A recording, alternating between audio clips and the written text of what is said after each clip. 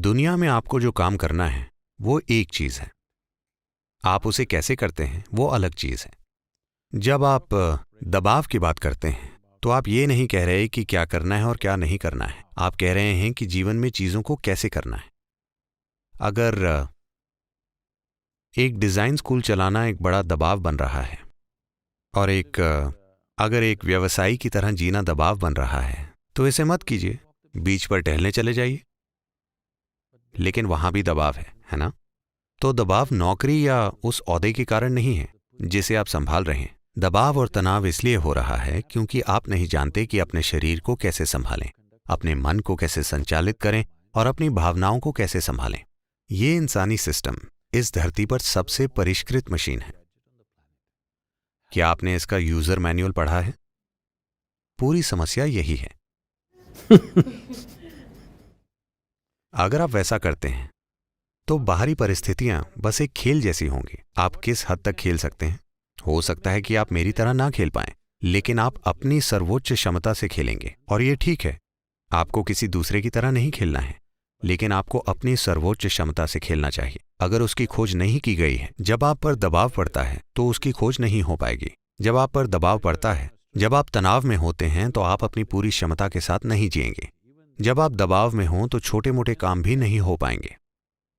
अगर आपके भीतर एक खास स्तर की शांति और मिठास है तो आपका शरीर और आपकी बुद्धिमत्ता पूरी तरह से काम करेगी। So, this is about playing this life out. This is not about proving something to somebody. तो ये इस जीवन को पूरी तरह से खेलने के बारे में, ना कि किसी को कुछ साबित करने के बारे में। बात बस इतनी सी है कि अगर आप सफल होना चाहते हैं, आखिरकार आपके आसपास का हर कोई सफलता का ही सम्मान करेगा, ठीक है?